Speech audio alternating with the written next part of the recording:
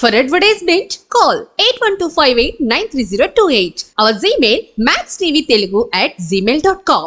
Max TV ప్రేక్షకులకు నమస్కారం. ఈ రోజు మనతో పాటు ఉన్నారు ప్రముఖ ఆధ్యాత్మికవేత్త, ప్రముఖ జ్యోతిష పండితుడు ప్రొఫెసర్ గొల్లపూడి సత్యనారాయణ మూర్తి గారు. నమస్కారం గురుగారు. నమస్కారం అమ్మా. గురుగారు, తెలంగాణలో ఎన్నికల పరిస్థితి ఏంటి గురుగారు? బీజేపీ గెలుస్తుంది అంటారా, లేకపోతే జ్యోతిష పరంగా అసలు ఎలా ఉంది బీఆర్ఎస్ అంటారు? మనకి ఇప్పుడు తెలంగాణ ఎన్నికల మీద పెద్దగా ఆతృత ఎవరికి లేదు. ఎందుకనంటే ఎప్పుడు కూడా సీఎం ఎవరు గెలుస్తారన్న దాని మీద ఉత్సుకత ఉంటుంది. అవును, ఎవరు రాష్ట్రం వాడది. అవును, మన తెలంగాణకి సీఎం ఎవరు అవుతారు అదే అయిపోయింది, డిక్లేర్ అయిపోయింది. కాబట్టి పార్లమెంట్ ఎలక్షన్స్ ఎప్పుడు కూడా ఏ రాష్ట్రానికైనా సరే ఎప్పుడైనా సరే సప్పగా ఉంటాయి అన్నమాట.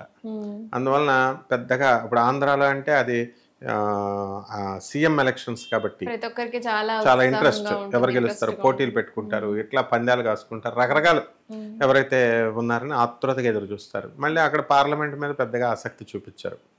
ఇకపోతే సెంట్రల్ లెవెల్లో అక్కడ ఏ గవర్నమెంట్ వస్తుంది దానికి దోహదపడతాయి కాబట్టి ఏదో ఓట్లు మాత్రం పర్ఫెక్ట్గా వేస్తారు. మళ్ళీ ఎవరికి వేయాలి వీళ్ళకి ఒక ఐడియా ఉంటుంది, సెంట్రల్లో ఏ పార్టీని గెలిపించాలి అని, దానికి మాత్రం వేసేస్తారు. ఇక్కడ రాష్ట్రాల దగ్గరికి వచ్చేసరికి సెంట్రల్లో వేసేదానికి అసెంబ్లీ ఎలక్షన్స్కి పార్లమెంట్ ఎలక్షన్స్ సంబంధం ఉండదు. కాబట్టి ఇక్కడ అసెంబ్లీ ఎలక్షన్స్ వేరే పార్టీలను గెలిపిస్తారు, అండ్ ఈ యొక్క పార్లమెంట్ ఎలక్షన్స్కి ఎంపీ ఎలక్షన్స్కి వేరే పార్టీని గెలిపిస్తారు. ఇది కామన్గా వస్తున్నటువంటి ఆచారం అనమాట. ఎక్కువగా రెండు కలిపి వేసేది రెండు పార్టీలు, local party plus regional party plus పైన సెంట్రల్లో ఇక్కడ స్టేట్లో ఉన్నది రెండు ఒకటైతే అప్పుడు వేరుంటుంది. అప్పుడు ఏంటంటే ఒక జనతా పార్టీ ఒక హవా నడిపింది. అప్పుడు బీజేపీ అసలు ఇంకా పుట్టలేదు. అప్పుడు జనతా పార్టీలో మొరార్జీ దేశాయ్ అంటే మొనగాడనమాట. మొత్తం పెరిగిపోయిన రేట్లన్నిటిని డౌన్ చేసి పడేసాడు. ఇందిరాగాంధీ వీళ్ళంతా కూడా కాంగ్రెస్లో అప్పట్లో వాళ్ళ మీద వ్యతిరేకత ఎక్కువ వచ్చినప్పుడు జనతా పార్టీ ఫార్మ్ అయింది. మొరార్జీ దేశాయ్ అద్భుతమైనటువంటి పరిపాలన చేశాడు. ఆ చేసిన తక్కువ టైం అయినా కూడా అద్భుతంగా చేశాడనమాట. అది సువర్ణాక్షరాలతో లిఖితమై ఉంటుంది. మళ్ళీ ఆ తర్వాత చరణ్ సింగ్ వచ్చాడు. చరణ్ సింగ్ సరిగ్గా మళ్ళీ కంట్రోల్ చేయలేకపోయాడు. సో అలాగా అక్కడి నుంచి అలా అలా అలా ఇంకా పార్టీయే కనుమరుగైపోయి జనతా పార్టీయే భారతీయ జనతా పార్టీగా ఆవిష్కరింపబడింది అనమాట.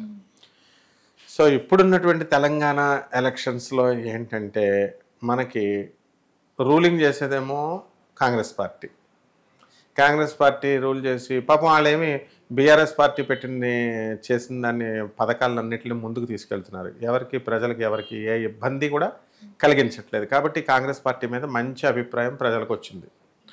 తర్వాత రెండవది బీఆర్ఎస్ పార్టీ.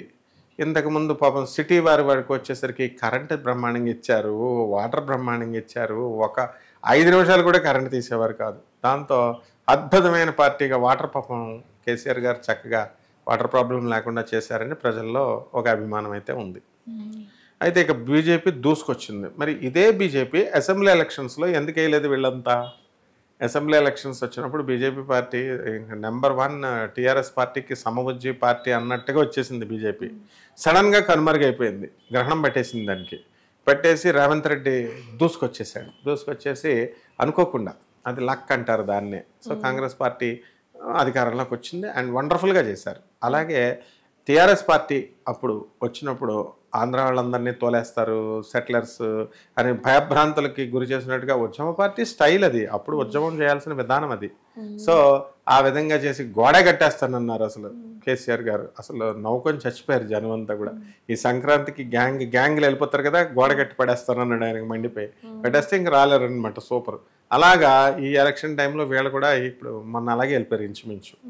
సో తెలంగాణలో కూడా బాధ్యత పెరిగిపోయింది ఓటర్స్కి. బ్రహ్మాండమైనటువంటి ఓటింగ్ శాతం పెరిగింది వీళ్ళకి. ఎక్కడ కూడా బ్రహ్మాండంగా వేశారు. అయితే మరి రూలింగ్ చేసేటటువంటి గవర్నమెంట్కి వేసుకుంటే ఏమైనా కలిసి వస్తుంది కదా. మామూలుగా ఎప్పుడో ఓడిపోయిన పార్టీకి ఎందుకు వేస్తామని చెప్పి బీఆర్ఎస్ పార్టీకి, అంటే ప్రజలు చెప్పుకున్న దాన్ని బట్టి మనం చెప్తున్నాం, అది కొంచెం తక్కువగా పడ్డాయి. అండ్ నెక్స్ట్ అనూహ్యంగా బీజేపీ పార్టీ తెర మీదకి వచ్చిందనమాట. ఇప్పుడు మోడీ గారిని గెలిపించాలా, దేశాన్ని ఏదో చేసేయాలా అనే స్లోగన్స్ చెప్తున్నారు కదా భారతీయ జనతా పార్టీ వాళ్ళు. కాబట్టి దాని రీత్యా మరి బీజేపీ పార్టీకి కొన్ని ఓట్లు పడ్డాయి. దానివల్ల వ్యక్తిగతంగా చూడలేదు. ఇప్పుడు ఈటెల రాజేందర్ గారా ఆయన నుంచున్నారా, ఆయన గెలిపిద్దామా, లేకపోతే కిషన్ రెడ్డి గారా ఈయన్ని గెలిపిద్దామా, అలా చూడలేదన్నమాట జనం. వ్యక్తులతో సంబంధం లేదు. మనం భారతీయ జనతా పార్టీ ఏదో ఒక డెవలప్మెంట్ అనేటటువంటిది ఇండియాని తీసుకొచ్చారు. తర్వాత ఇండియన్ రెవెన్యూ అమౌంట్ పడిపోకుండా ఆపారు, డాలర్స్ పక్కన నుంచో పెట్టారు, యుఎస్ పక్కన నుంచో పెట్టారు మోడీ గారు అనే ఒక రకమైన అభిమానం వల్ల కొన్ని సీట్లు మనకు భారతీయ జనతా పార్టీకి వస్తాయి. అయితే అసలు కాంగ్రెస్ పార్టీకి లేనట్టుగా చెప్తున్నారు వీళ్ళంతా కూడా. బీఆర్ఎస్ పార్టీకి ఆ వైభవం తగ్గిపోయింది కాబట్టి ఇంకా కొంతకాలం పడుతుంది పుంజుకోవడానికి. కాబట్టి జాతకరీత్యా మనం చెప్పాలనుకున్నప్పుడు మనకి కాంగ్రెస్ పార్టీకి మనకి కొన్ని ఓట్లు, అలాగే భారతీయ జనతా పార్టీకి కూడా కొన్ని ఓట్లు పడ్డాయన్నమాట. టీఆర్ఎస్కి స్వల్పంగా పడ్డానికి అవకాశాలు ఉన్నాయి. అదే ప్రజలు కూడా బయటకు వచ్చి ఓట్లు వేసుకున్న వాళ్ళంతా కూడా చెప్పేది అదే. ధన్యవాదాలు గురుగారు. ధన్యవాదాలమ్మా.